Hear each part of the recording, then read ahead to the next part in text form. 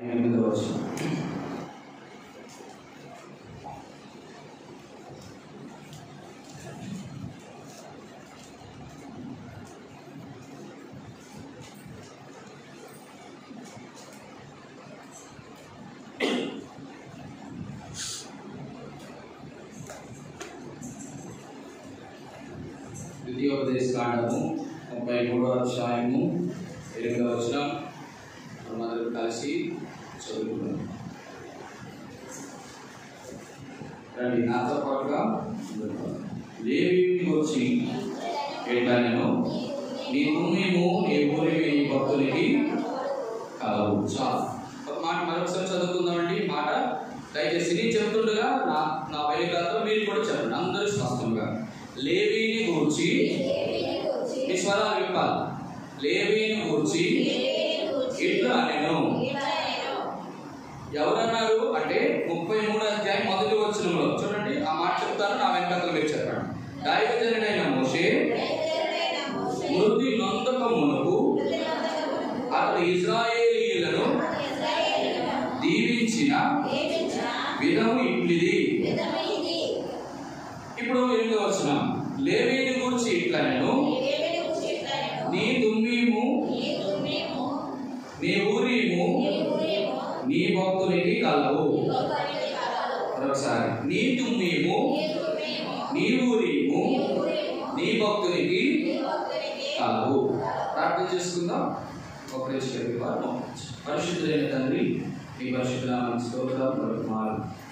ఈ దాసు నిలబడుతుండగా ఈ శిలువ రక్తం చేత నన్ను కడిగి పరిశుద్ధపరిచి మచ్చ, డాకు, కలంకం, ముడత ఏది లేకుండా సంపూర్ణంగా ప్రభా నన్ను పరిశుద్ధపరిచి నీ వాక్యం ఉపదేశము ప్రభా తండ్రి నీ బిడ్డలకు వివరించినట్లు నా గొంతుని తెరవుము ప్రభా. ముఖ్యంగా నా నోటిని నింపుము ప్రభా. రాత్రికాల సమయంలో ప్రభా మీరు నాకు అనుగ్రహించిన మాటలను ప్రభా నీ బిడ్డలకు యోగ్యమైన రీతిలో ప్రకటించి యోగ్యమైన రీతిలో ఆరాధన చేయడంలో మీ కృపను అనుగ్రహించి సహాయం చేయమని, మీరే మహిమ ఘనత ప్రభావం పొందుకోమని నజరేయుడైన యేసు నామమున అడిగి వేడుకొని పొందుకున్నాము తండ్రి.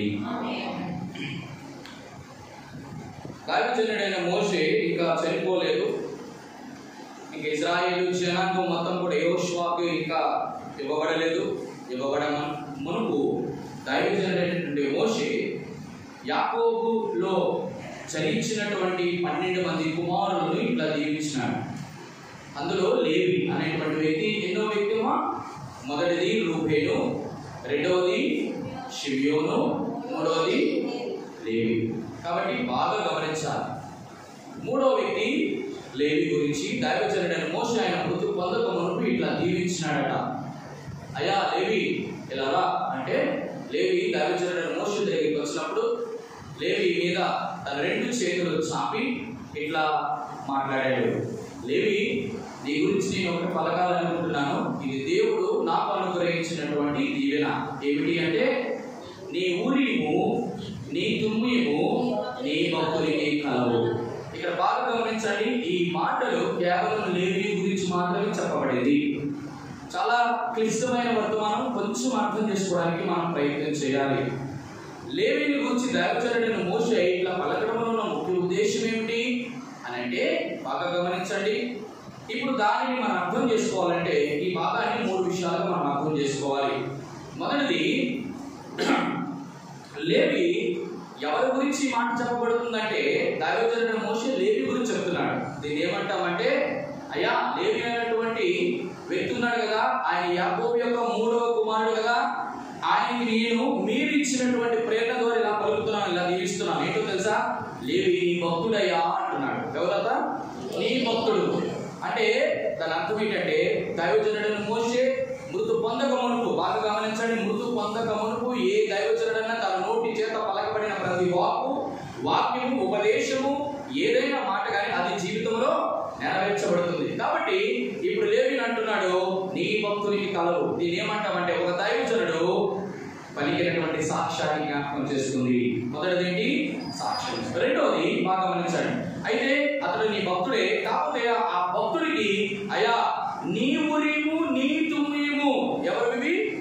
నీ ఊరీము నీ తుమ్మీము. బాగా గమనించడమ్మా. నేను ఈ మాట బైబిల్ స్టడీ వచ్చిన వారికి అర్థమవుతుంది కాబట్టి నేను ఇంకొకసారి మాట చెప్తాను. ఊరీము అంటే దేవుని యొక్క వెలుగు అని అర్థం. తుమ్మీము అంటే దేవుని యొక్క సంపూర్ణత అని అర్థం. అయితే ఎవరికి ఉందట? యాకోబు అయినటువంటి 12 గోత్రాల్లో ఉన్నటువంటి 12 మందికి లేదట. ఎవరికి?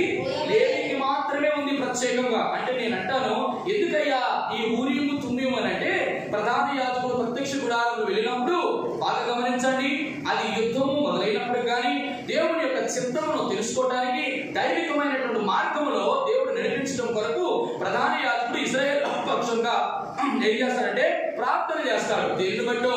దేవుడు ఇచ్చినటువంటి ఊరీము, దేవుడు ఇచ్చినటువంటి ఇవి నీవి, నీ తుమ్మీము నీ ఊరీము. అంటే దీన్ని ఎందుకు ఉపయోగిస్తున్నారు అంటే, ఒకప్పుడు దైవ జనాంగమైన ఇశ్రాయేలు సతమతం అవుతున్నటువంటి పరిస్థితిలో, ఏమి చేయాలో అర్థం అవ్వలేని పరిస్థితిలో, దిక్కుతోచని పరిస్థితిలో దేవుడు వారికి ఊరీము తుమ్మీము తన భక్తుడైనటువంటి ప్రధాన యాజకుడిగా లేవీగా పిలబడుతున్నటువంటి ఆ వ్యక్తికి ఇచ్చి ఏం చేస్తున్నాడో తెలుసా?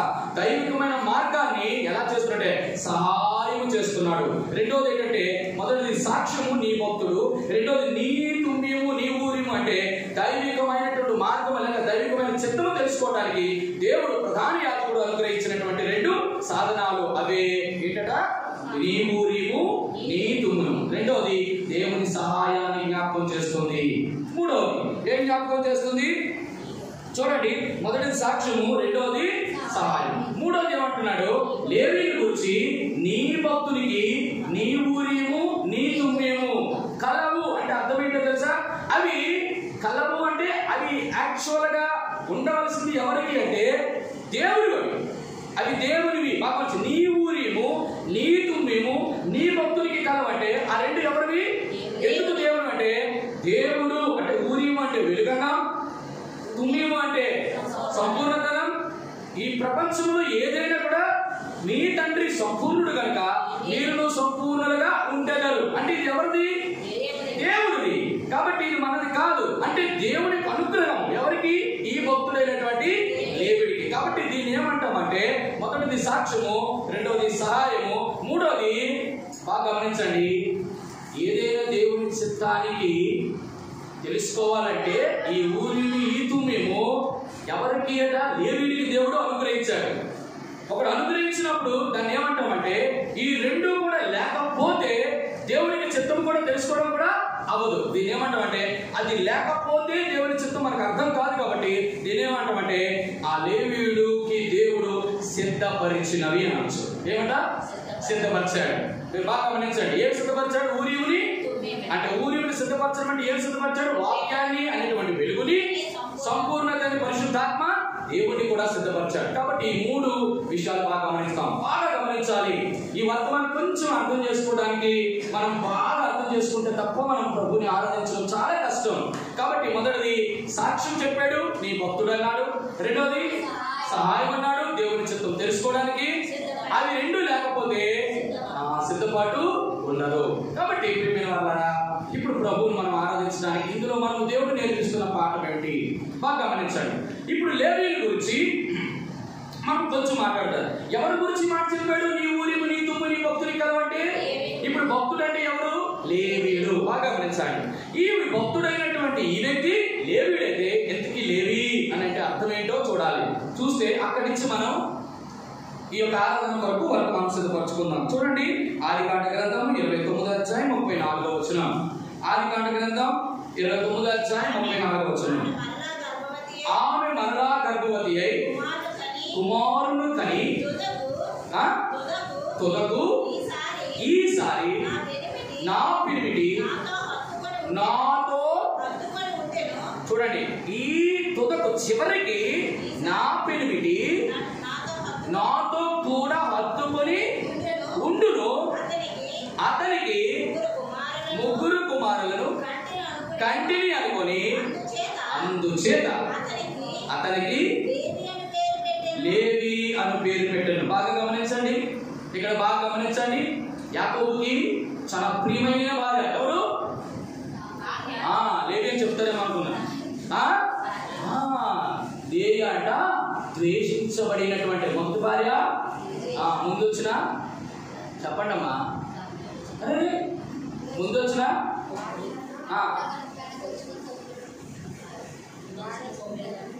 ముందున్న తల్లి కన్నా వెనకొచ్చిన భార్య, ఆ పదాలు ఉపయోగించింది కాబట్టి మౌనం. ముందున్న తల్లి కన్నా వెనకొచ్చిన కాబట్టి తల్లి గొప్ప, భార్య గొప్ప. చెప్పండి, తల్లి గొప్ప, భార్య గొప్ప. ఇక్కడ అంటున్నాడు లేవి అట 2 రకాలైనటువంటి విషయాలు దేవుడు తన గర్భాన్ని తెరిచాడు. మొదటిగా లేవి గురించి పైన రాయబడి వచ్చింది. లేయాక యెహోవా దేవుడు తన శ్రమను చూచి ఉన్నాడు అని రాసి ఉంది. బాగా గమనించండి. రెండోది అంటాడు తన గర్భమును తెరిచి ఉన్నాడు అని రాసి ఉంది. మీరు బాగా గమనించండి. ఇప్పుడు లేవి గురించి హత్తుకొనుట అనేటువంటి మాట జ్ఞాపకం చేస్తున్నాను. బాగా గమనించండి. ఇక్కడ లేవి అంటే అర్థం ఏంటి? హత్తుకొనుట. బాగా గమనించండి. ఎందుకు లేవికి హత్తుకొనుట? నన్ను పిలిపిటి నన్ను కూడా హత్తుకొను అని చెప్పి లేవిగా ఏంటి తన పుట్టిన 3వ కుమారుడికి ఏమని పేరు పెట్టాడు? లేవి. లేవి అంటే ఏంటి? హత్తుకొనుట. లేవి మాటకు 3 ప్రాముఖ్యమైన అర్థాలు ఉన్నాయి బైబిల్లో. మొదటిది ఆ తల్లి పెట్టిన పేరు ఏంటంటే లేవికి హత్తుకొనుట అనేటువంటి అర్థం ఇచ్చేటువంటి పేరు పెట్టాడు లేవి. బాగా గమనించండి. లేవి అంటే హత్తుకొనుట. రెండోది అంటు కట్టబడుట. మూడోది ఐక్యపరచబడుట. లేవి అంటే అర్థం ఏంటమ్మా? చెప్పాలి. ఈ 3 పదాలు మన ఆరాధనలో రావాలి. మొదటిది లేవి అంటే హత్తుకొనుట, రెండోది అంటు కట్టబడుట, మూడోది చూడండి 3 సేమ్ దగ్గర ఉన్న సంబంధమే. హత్తుకొనుట, రెండోది అంటు కట్టబడుట, ఐక్యపరచబడుట. చాలా అద్భుతమైనటువంటి అర్థాలు. ఇప్పుడు ఈ 3కి మనం చెప్పడానికి సమయం లేదు కాబట్టి ఒక్క మాట చెప్తాను. ఇప్పుడు జ్ఞాపకం చేసుకోండి. రూబేను పుట్టినప్పుడు లేయను హత్తుకోలేదా? రూబేను పుట్టినప్పుడు లేయను హత్తుకోలేదా యాకోబు? హత్తుకోలే. రెండోది షిమియోను పుట్టినప్పుడు రూబేను క్షమించాలి లేయను హత్తుకోలేదా? హత్తుకోలే. మరి లేవి పుట్టినప్పుడు నా పెంపిటి నాతో కూడా హత్తుకొనిన గనుక పుట్టిన 3వ కుమారుడికి లేవి అని పేరు పెట్టింది. ఇప్పుడు గమనించండి. ఎవరు హత్తుకుంటారు అంటే 3 వ్యక్తులు హత్తుకుంటారు. మొదటిది శ్రేష్టమైనటువంటి హత్తుకునేటంటే మొదటిది తండ్రి కుమారుడు హత్తుకుంటాడు. రెండవది యజమానుడు దాసుని హత్తుకుంటాడు. ఎప్పుడు బల నమ్మకమైన మంచి దాసుడు. కానీ వీళ్ళందరికంటే శ్రేష్టమైన హత్తుకునుట భార్య భర్తను హత్తుకుంటారు. బాగా గమనించాలి. నన్ను వింటూ చాలా జాగ్రత్తగా ఆలకించాలి. ఆరాధన వర్తమానంలో ఈ మాట మనకు అర్థం కాకపోతే చాలా విభిన్నమైన కోణంలో మన ఆలోచనలు వెళ్ళిపోతాయి. కాబట్టి భర్త భార్యని హత్తుకొనుట అంటే అర్థం ఏంటి అంటే ఎప్పుడు హత్తుకుంటాడు? కాబట్టి ప్రతి పురుషుడు తన తల్లిని తన తండ్రిని విడిచి తన భార్యను అంటే భార్యను హత్తుకోవాలంటే ఎవరు విడిచిపెట్టాలా? బాగా గమనించండి. భార్యని భర్తను విడిచిపెట్టడం అంటే అర్థం ఏంటి అంటే బాగా గమనించండి. వారిని విడిచిపెట్టడం అంటే గాలి వదిలినట్టు కాదు. దాని అర్థం ఏంటో తెలుసా బిడ్డలారా? బాగా గమనించాలి. నేను 7 రకాల అర్థాలు ఒకసారి చెప్పినట్టు గుర్తు. రెండవ మాట దీన్ని ఇలా జ్ఞాపకం చేస్తాను. భార్యను హత్తుకోవడం అంటే తల్లిదండ్రుల కంటే చెప్పండి వినండి, వింటున్నారు ఈ మాట? భార్యను హత్తుకున్నటువంటి ప్రతి పురుషుడు గమనించవలసింది ఏంటంటే తన తల్లిదండ్రులు విడిచిపెట్టినటువంటి గాలి పొగడం కాదు. ఏంటట? అమ్మా ఇంతవరకు నీ సంరక్షణలో నేను పెరిగాను, నా జీవితంలో మరొకరు వచ్చారు కాబట్టి ఇప్పుడు మిమ్మల్ని ఎంతకైతే ప్రేమించానో అంతకంటే ఎక్కువగా నా భార్య నేను ప్రేమించాలి. బాగా గమనించండి. హత్తుకున్నట్లు జ్ఞాపకం చేస్తున్న ప్రాముఖ్యం ఏంటంటే ఎవరు హత్తుకుంటారంటే భర్తే హత్తుకుంటాడు. బాగా గమనించాలి. ఎవరు ఈ లేవి, ఎవరు ఈ భక్తుడు అంటే అంటాడు ఈ లేవి అనేటువంటి వ్యక్తి ఎవరు అనేటువంటి మాట మీకు జ్ఞాపకం చేస్తాను. సాధారణంగా లేవి అనేటువంటి వాడు భక్తుడు అని అన్నాడు కదా. ఎవరు భక్తులు చూస్తాం. చూడండి కీర్తనల గ్రంథం గత దినాల్లో మీకు జ్ఞాపకం చేసినట్టు బాగా జ్ఞాపకం గుర్తు. చూడండి కీర్తనల గ్రంథము 4:3 యెహోవా తన భక్తులను తనకు ఏర్పరచుకొనుచున్నాడని తెలుసుకొనడి. అమ్మా బాగా గమనించండి. ఎవరు భక్తులట? దేవుని చేత ఏర్పరచబడిన వారే భక్తులు. బాగా అర్థం చేసుకుంటున్నారా? ఎవరు భక్తులు? దేవుని చేత ఏర్పరచబడి. మరి దేవుడు అందరినీ ఏర్పరచుకుంటాడా? అందరినీ ఏర్పరచుకుంటాడా అని అంటే రెడీ. సంఖ్యాకాండం 16వ అధ్యాయం.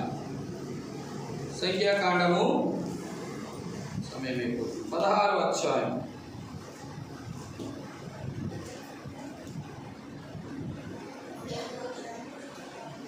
16వ వచనం.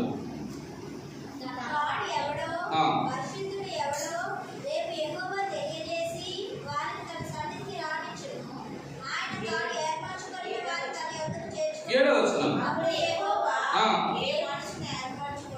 వాడే అది మనకు కావాల్సిన పాయింట్. దాని అర్థమైంది ఇప్పుడు మీకు. లేవీయుడు అంటే ఎవరు? ఆయన భక్తుడు. ఎవరు ఈ భక్తుడు అంటే దేవుని చేత ఏర్పరచబడిన వాడు. ఎవడు దేవుని ఏర్పరచుకుంటాడంటే ఎవడు పరిశుద్ధుడో వాడినే ఏర్పరచుకుంటాడు. బాగా గమనించండి. ఇక్కడ లేవి అంటే ఏం చెప్పాను? హత్తుకొనుట. ఎవరిని హత్తుకుంటాడు? భార్య భర్తను హత్తుకుంటాడు. ఇప్పుడు నేను అంటాను, ఒకవేళ లేవి భక్తుడైతే, ఈ భక్తుడు ఏర్పరచబడిన వాడైతే, ఈ ఏర్పరచబడిన వాడు పరిశుద్ధుడైతే, ఇప్పుడు దేవాదేవుడు మాట్లాడుతున్న ప్రాముఖ్యమైన మాట ఏంటంటే, లేవి ఉంటుంది తన భర్త అయిన యాకోబు గురించి, నా ప్రేమిటి నన్ను కూడా హత్తుకొనును. ఇప్పుడు ప్రభు దగ్గరికి వద్దాం. ఇప్పుడు లేవి అంటే ఎవరు? ఎవరి భక్తుడు? ఎవరు ఏర్పాటు చేసుకున్నాడు? ఎవరు పరిశుద్ధుడు? బాగా గమనించండి. రండి, ఎఫెసీయులకు రాసిన పత్రిక మొదటి అధ్యాయం. ఎఫెసీయులకు రాసిన పత్రిక కొంచెం జాగ్రత్తగా ఆలకిద్దాం. ఎఫెసీయులకు రాసిన పత్రిక మొదటి అధ్యాయం. ఎఫిషియన్స్ చాప్టర్ 1 మొదటి అధ్యాయము. రండి, మొదటి అధ్యాయము ఎక్కడ ఏర్పాటు చేసుకున్నాడు? మొదటి అధ్యాయము 6వ లాస్ట్. జగత్తు పునాది వేయబడక మునిపే ప్రేమ చేత ఆయన క్రీస్తులో మనల్ని ఏర్పరచుకొనెను. బాగా గమనించండి. మనల్ని ఏర్పరచుకున్నాడు అంటే ఇప్పుడు లేవీయుడు అంటే ఎవరు? హత్తుకొనబడిన వాడు. ఎవరు హత్తుకొనబడిన వాడు అంటే ఏర్పరచబడిన వాడు. ఎవరు ఏర్పరచబడిన అంటే భక్తుడు. ఎవరు ఆ భక్తుడు అంటే పరిశుద్ధుడు. బాగా గమనించండి. ఎప్పుడు ఏర్పరచుకున్నాడంటే జగత్తు పునాది వేయబడక మునిపే ఏర్పరచు. మరి ఏర్పరచుకున్నటువంటి ఈ వ్యక్తి ఇప్పుడు అంటున్నాడు, లేవి నీ గురించి నేను మాట్లాడుతుంది ఏంటో తెలుసా? నీ తల్లి అయినటువంటి ఎవరు? లేయా నీకు హత్తుకొనడానికి పేరు ఇవ్వడం ముఖ్య కారణం ఏంటో తెలుసా?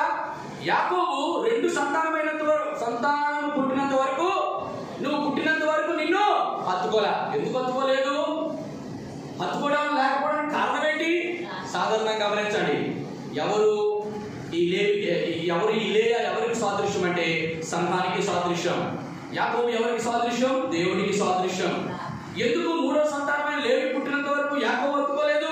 చూడండి, కొన్ని విషయాలు మీకు జ్ఞాపకం చేస్తాను. దేవాది దేవుడు హత్తుకుపోవడానికి కారణం ఉంది. అంటే ఇద్దరు అంటుకట్టబడకపోవడానికి కారణం ఉంది. ఇద్దరు ఐక్యపరచబడకపోవడానికి కారణం ఉంది. ఎందుకు దేవుడు హత్తుకోలేకపోతున్నాడు? తన భార్య అయినటువంటి సంఘాన్ని, తన యొక్క భార్య అయినటువంటి ఇజ్రాయేల్ని ఎందుకు హత్తుకోలేకపోతున్నాడంటే చూడండి, యెషయా గ్రంథము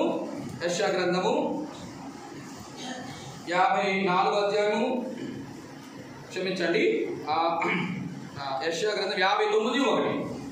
యెషయా గ్రంథము రక్షింప నేరక ఉండినట్లు యెహోవా హస్తము కురచకాలేదు, విన నేరక ఉండినట్లు ఆయన చెవులు మందము కాలేదు.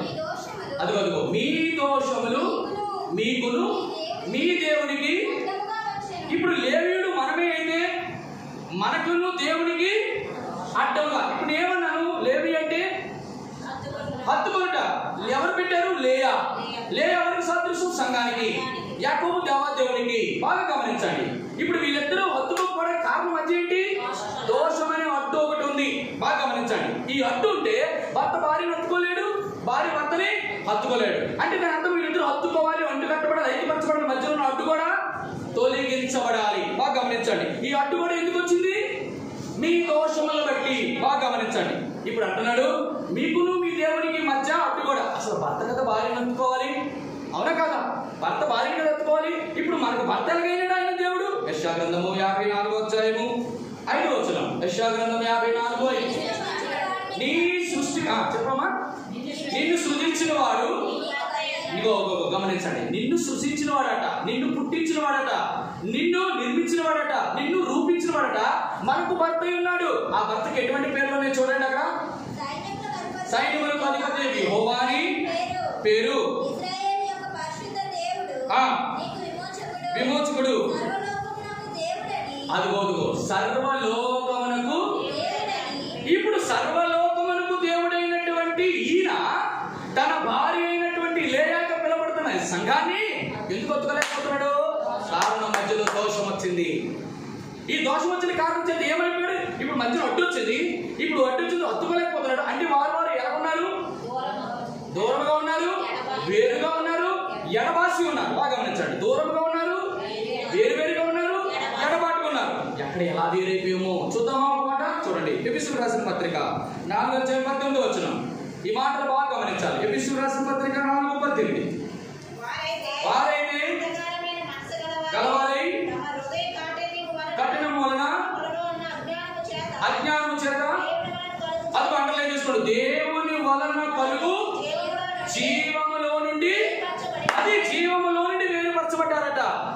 ఒక్కసారి ఎప్పుడైతే దోషము అడ్డుగోడగా వచ్చిందో, దేవుడికి మానవులకి మధ్య ఎప్పుడైతే ఎడబాటు వచ్చిందో, ఆ ఎడబాటు ఎలాగైపోయిందంటే దేవునిలో నుంచి కలుగు జీవము తన భార్యలో ప్రవేశించాలి. మీరు అనొచ్చు, భర్తలో నుంచి చెప్పండి భార్యలో ప్రవేశించాలంటే ఎందుకు తెలుసా? వీళ్ళు పురుషులారా, మీ భార్యలు జీవమను కృపావరమును మీతో కూడా రాలివారు. కాబట్టి ఈ తండ్రి అయిన దేవునిలో నుంచి, ఈ ప్రభువైన యేసుక్రీస్తు వారిలో నుంచి, పరిశుద్ధాత్మ దేవుని నుంచి ఉన్నటువంటి జీవము తన భార్య అయినటువంటి సంఘాల్లో లేకుండా ఏమైపోయింది? దూరం అయిపోయారు. అంటే తన ప్రజలు దూరం అయిపోయినారు. బాగా గమనించాలి. ఈ ఎడబాటు కారణం ఏంటంటే దోషం. ఈ దోషం కారణం ఏంటి కూడా విడిపోయారు, వేరైపోయారు. అందుకే మనకి ఇప్పుడు ఏమైపోయాడో తెలుసా? ఆయన ఎఫెసీయులకు రాసిన పత్రిక 1వ అధ్యాయం. ఎఫెసీయులకు రాసిన పత్రిక, ఎఫెసీయులు రాసినటువంటి పత్రిక 2:12 చూడండి. 2:12 ఆ కాలం ముందు మీరు సహపౌరులు కాక పరదేశులను, వాగ్దాన నిబంధన లేని పరదేశులను, నిరీక్షణ లేని వారు. ఇగో చూడండి, ఇప్పుడు లోకమందు దేవుడు, అయ్యో లోకములో దేవుడు లేకపోవడం ఏంటి? నా సృష్టికర్త నాకు దేవుడు కదా. ఆ దేవుడైనటువంటి వాడు నన్ను సృజించినాడు కదా. ఈ సృజించిన వ్యక్తి నాకు భర్త కదా. మరి భర్త అయినటువంటి వాడు నాకు ఏమైపోయాడు? దూరం అయిపోయాడు, ఎడబాటు అయిపోయాడు, వేరైపోయాడు. కారణం ఏంటి? దోషము, దోషము, దోషము. ఇక్కడ చెప్పబడుతున్న మాట ఏంటి?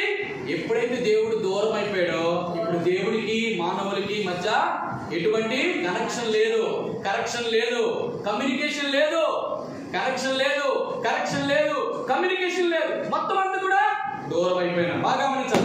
విన్నామా అన్నమాట. ఎప్పుడైతే దూరం అయిపోయినారో, ఇప్పుడు ఏంటంటే దేవుడికి మానవులకి మధ్య మాటలు లేవు, దేవుడికి మధ్యకి సన్నిహితమైన సంబంధాలు లేవు, దేవుడికి మనకి సహవాసం లేదు, ఏమీ లేకుండా అయిపోయింది. కారణం ఒకటి ఏంటో తెలుసా? దోషం. ఇప్పుడు నేను అంటాను, దూరం అయిపోయినటువంటి ఈ భార్య నీవు నేనైతే, బాగా చెదిరిపోయిన భార్య నీవు నేనైపోతే, అడ్డముగా వచ్చినటువంటి దోషమే దీనికి కారణమైతే, ఆ భర్త అయినటువంటి దేవదేవుడు ఏం చేశాడో తెలుసా? తిరిగి తన భార్య ఏం చేయాలో తెలుసా? ఏం చేయాలమ్మా? దూరం అయిపోయినటువంటి భార్య 3 పనులు చేయాలి. మొదటి తెలుసా? తిరిగి సంపాదించాలి. రెండోది ఏం తెలుసా? రెండోది ఏం చేయాలి? సంపాదించిన తర్వాత రెండోది తన దగ్గరికి చేర్చుకోవాలి. తర్వాత ఏం చేయాలి తెలుసా? తనని హత్తుకోవాలి. మీకు అర్థమైంది చెప్పిన మాట? ఏంటి దోషం చేసిన పని? ఒక 3 మాటలు జ్ఞాపకం చేస్తాను కదా. రండి, దోషం ఏం చేసిందో రండి ఇప్పుడు ప్రభువుని అడుగుదాం. రండి, యోగ గ్రంథము 13:29. యోగ గ్రంథం 13:29 13:29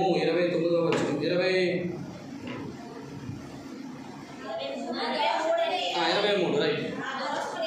నా దోషములు ఎన్ని, నా పాపములు ఎన్ని, నా అతిక్రమము, నా పాపమును నాకు తెలియచేయము. ఏమడుగుతున్నాడు యోగు?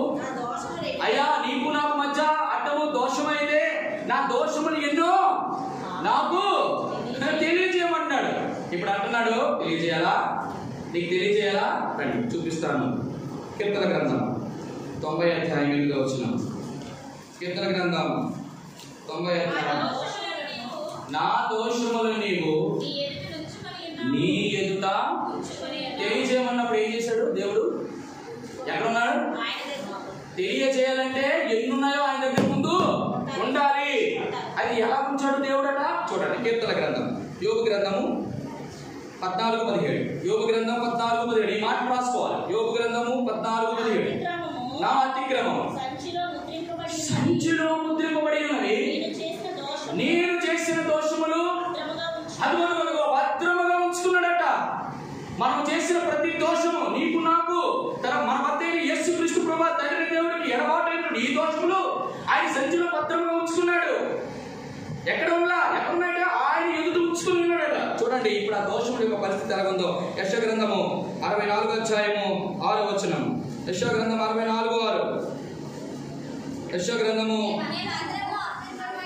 మేమందరము అపవిత్రుల వంటి వారమైతిమి, మా నీతి క్రియలు మురుగు గుడ్డలతో సమానం, వాడిపోతుంది కొట్టుకొని పోయినట్లుగా మా దోషములు కొట్టుకొని పోతుంది. ఒకవేళ నా దోషములన్నీ, నా అతిక్రమములన్నీ, నా పాపములన్నీ యోగులు నన్ను అడుగుతున్నావు కదా, ఒకవేళ నువ్వు తెలియజేస్తే ఎలా ఉండాలి? ఏంటో తెలుసా?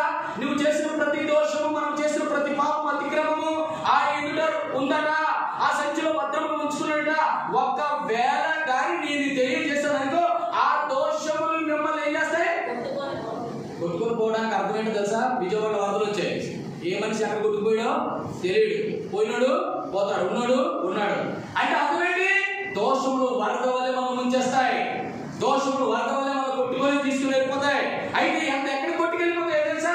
ప్రతి దోషమును బట్టి ప్రతి ఒక్కరికి వచ్చింది తెలుసా? శిక్ష, తీర్పు, ఉగ్రత, ఆయన రౌద్రం, ఆయన కోపం, చివరికి రెండవ బాణం.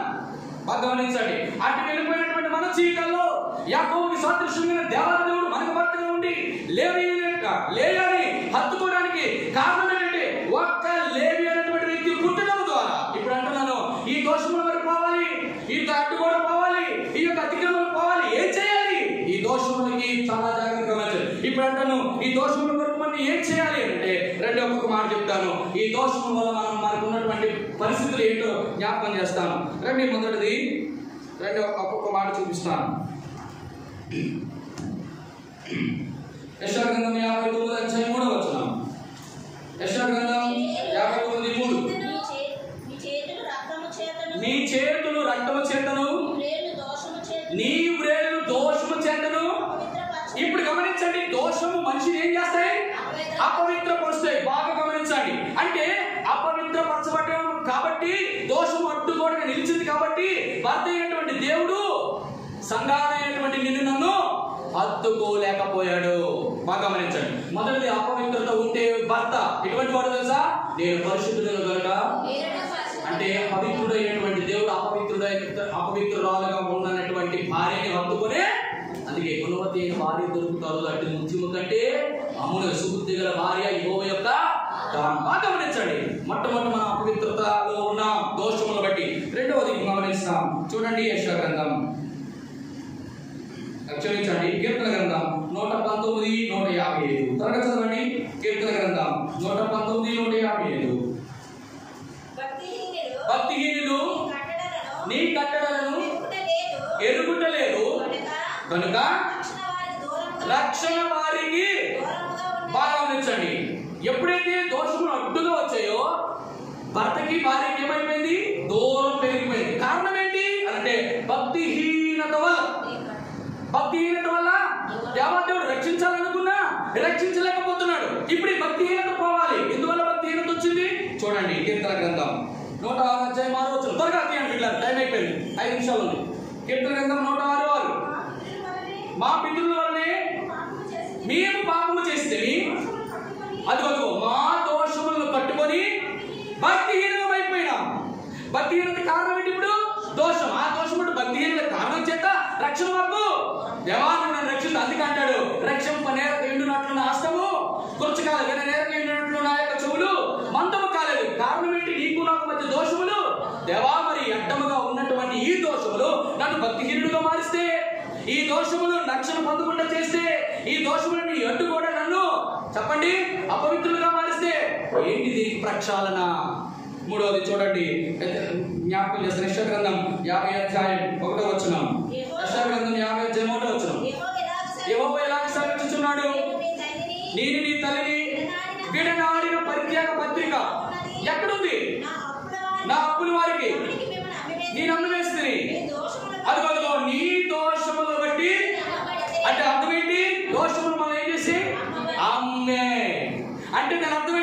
భర్త చేయాల్సిన పనులు 3 ఉన్నాయి.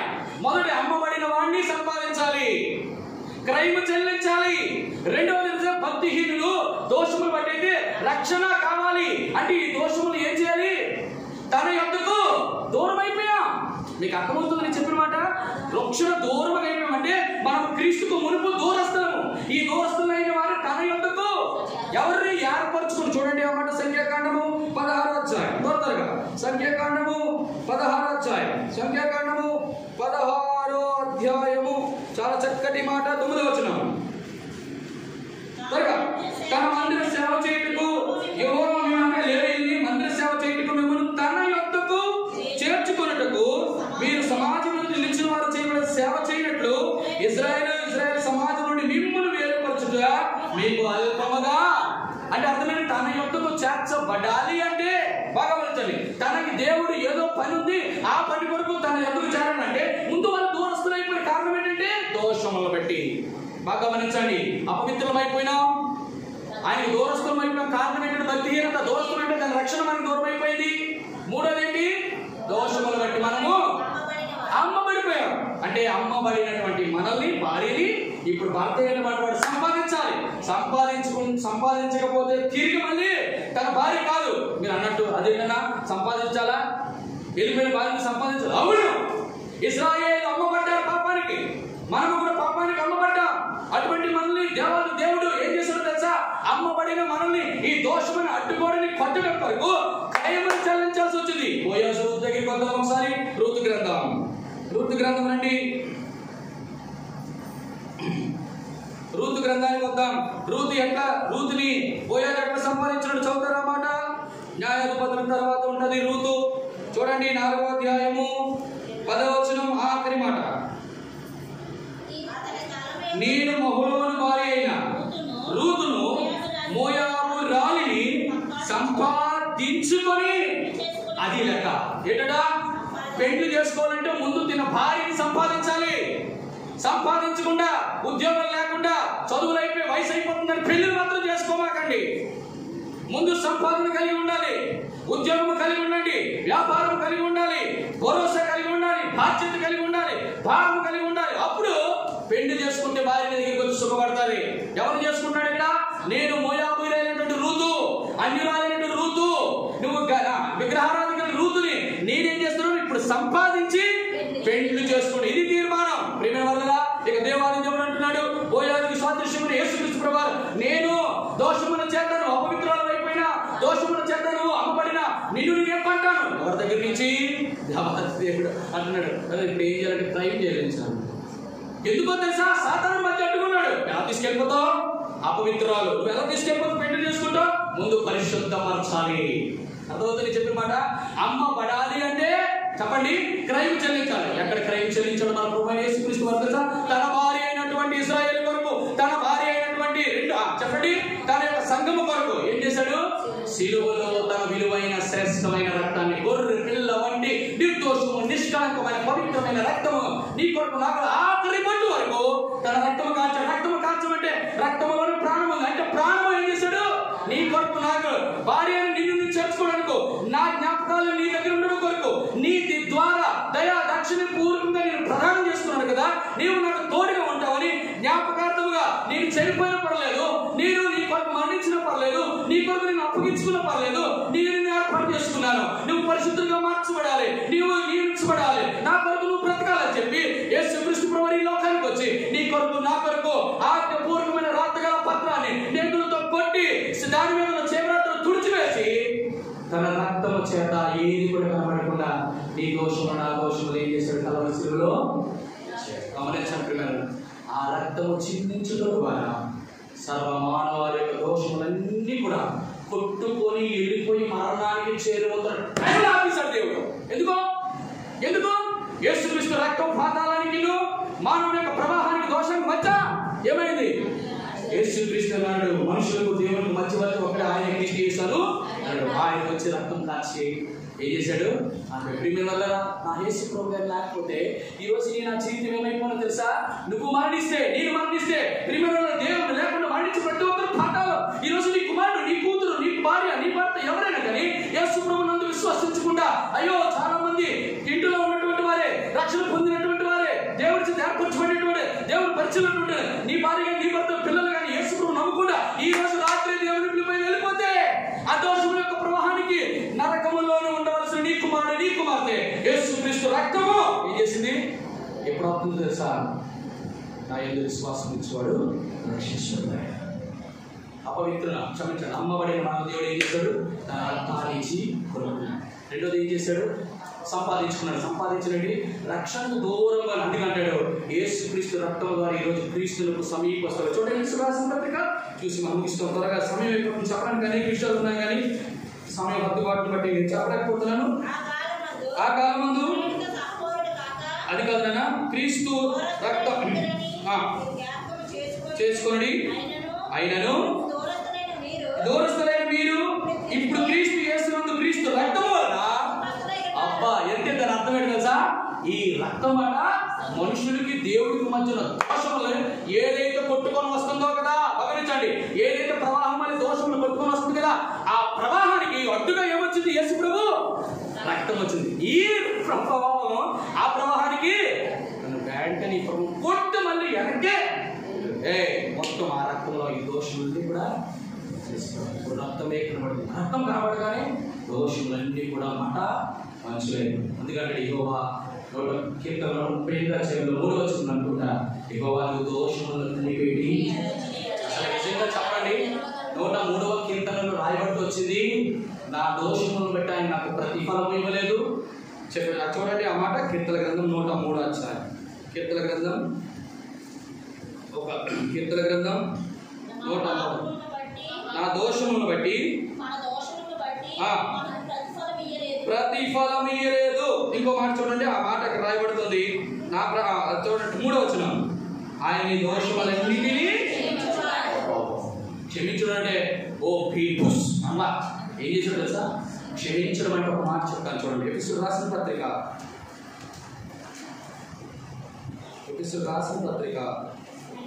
1వ అధ్యాయం 7వ వచనం,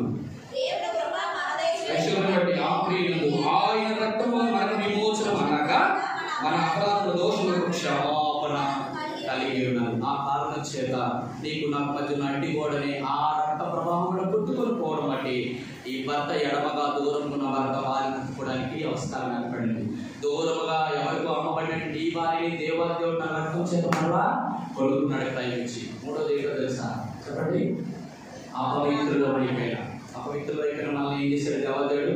తన రక్తము ద్వారా. చూడండి ఎఫెసీయులకు రాసిన పత్రిక 5:20. ఎఫెసీయులకు రాసిన పత్రిక 5:25.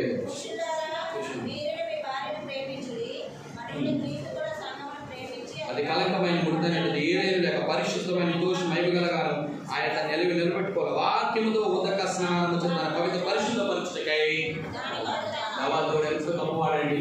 3 రకాలుగా దేవుడు మనం పరిశుద్ధపరిచాడు. వాక్యం ద్వారా, రక్తము ద్వారా, పరిశుద్ధాత్మ ద్వారా దేవుడిని పవిత్రపరిచి తిరిగి ఏ సంబంధం అయితే దూరం అయిపోయినామో, అపవిత్రం అయిపోయామో, అమ్మబడినామో చెప్పండి, తిరిగి ఆ రక్తం ఒకే ఒక్క ప్రామాణికమైనటువంటి ఆ యేసు ప్రభు రక్తము ద్వారా క్రయం చెల్లించాడు. చెప్పండి. ఆ రక్తము ద్వారా సమీపస్తులుగా చేశాడు. అదే రక్తము ద్వారా పరిశుద్ధులుగా చేశాడు. ఆ కారణం చేత చెప్పండి దేవాది దేవుడు చెప్పండి సంఘమైనటువంటి నిన్ను నన్ను లేక అన్యులుగా ఉన్నటువంటి మనల్ని ఏం చేశాడు? హత్తుకునేటట్టుగా చేశాడు. ఇటువంటి హత్తుకొనట ఎవరిదంటే దేవి గురించి నీ భక్తులకి నీ ఊరికు నీకు ఎవరి భక్తుడు ఏర్పరచబడిన ఎవరు ఏర్పరచున్నాడు? పరిశుద్ధుడు. ఎవడు దేవుడు పరిశుద్ధులకు ఎంచబడతాడో వాడే ఏర్పరచుకుంటాడు. ఆ ఏర్పరచడం చేసినట్టు నీ ఏర్పాటు ఎప్పుడుది? ప్రభువా నేను ఆరాధించడం వరకు నా దోషం ఎంత పనిచేసిందా, ఎంత అమ్మబడ్డామా, ఇంతగా అపవిత్రం అయిపోయామా, ఇంతగా ప్రభుత్వాన్ని దురస్థలం అయిపోయామా, అటువంటి శిలువ రక్తం చేత నన్ను కొన్నావయ్యా, నన్ను నన్ను పరిశుద్ధపరచావయ్యా, నాకు సమీపస్తులుగా చేసేవాడు. ఏమని నేను చెప్పగలను? లేవైనా నన్ను ఏం చేసినట్టు రాజులని యాత్ర సమూహంగా చేస్తాను. అందులో బట్టి స్తోత్రాలు దేవాదేవుని దగ్గరికి వచ్చి మనం ఆరాధన చేయు గాక. ఆమేన్, ఆమేన్, ఆమేన్.